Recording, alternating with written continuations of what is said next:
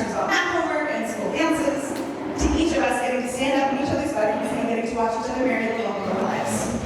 I've learned a ton about Sid, or Squid, as we used to call her in high school, in our years of friendship. I know that she works hard for what she wants. We lived together for a year out of college, and in that time, I got to see her drive and tenacity and the work that she does for her students every day. I also got to be the official taste tester for the amazing food that she makes. I even got to film her audition for MasterChef. She made several rounds through MasterChef before she chose not to continue to do the scheduling, but I'm still positive she could have won the whole thing. I also know that there's no one kinder than Kelsie.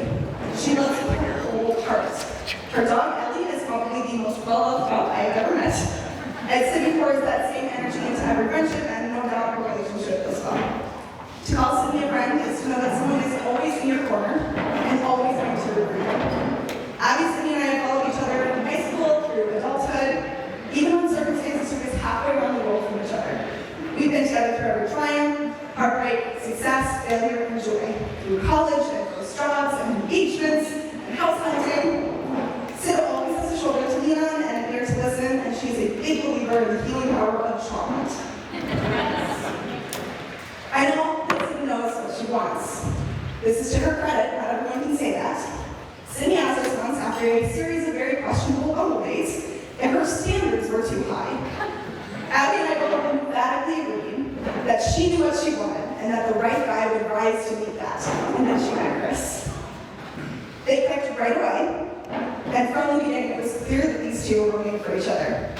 I remember after meeting up with them for dinner and getting to meet Chris for the first time, all throughout the dinner, the two of them were talking and laughing and sneaking smiles at one another, and Chris immediately fit right in with Abby on it and her husband's. Sid texted me after and asked what I thought, and I replied, I can't wait for the wedding. It was obvious that two of them were perfect for each other. Chris, I'm so happy to welcome you to our little friend group, and I hope you know that Sydney's been waiting for you for a long time.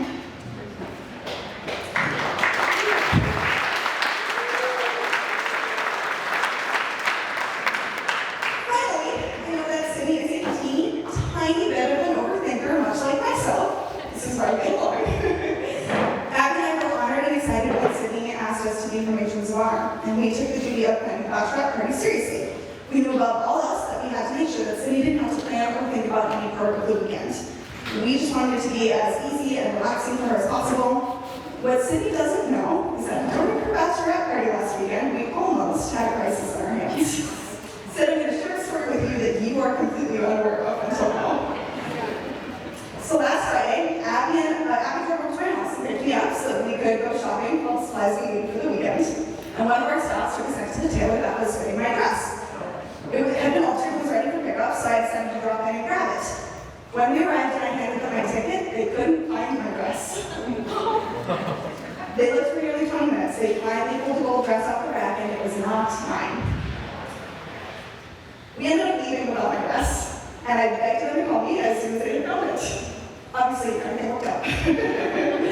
They called me a few hours later and let me know that their records showed that someone else had picked up my dress 2 days earlier. So they started frantically calling, trying to figure out who had my dress. I immediately hopped online and bought another dress and prayed that it would arrive in time. Abby and I both agreed that no matter what happened, we would not tell Sydney about this dress during her bachelorette party. On Saturday morning of the bachelorette, the phone rang while the girls were all having breakfast, and I stepped outside to answer it. And they told me that thankfully, someone else had gone to wear the dress for a wedding that day and realized they had the wrong dress. They rushed to the tailor, returned first thing that morning. I am assured that they got their right dress for their wedding while mine was returned. I picked it up early this week, crisis averted. The other dress arrived this afternoon at my house. But Abby and I had to keep that secret all weekend long, and I decided as soon as I knew the dress was safe that this story was going in the speech. So to wrap things up, I will reiterate what a blessing it has been to call Sydney my friend, and to stand by her side today. I'm so excited that our little trio from high school has gotten to enter every phase of life together, from college to house hunting and now marriage. I look forward to this next chapter of our lives and seeing Sydney and Chris's beautiful relationship continue to grow over many years. So please join me in a toast to the happy couple. Cheers to Chris.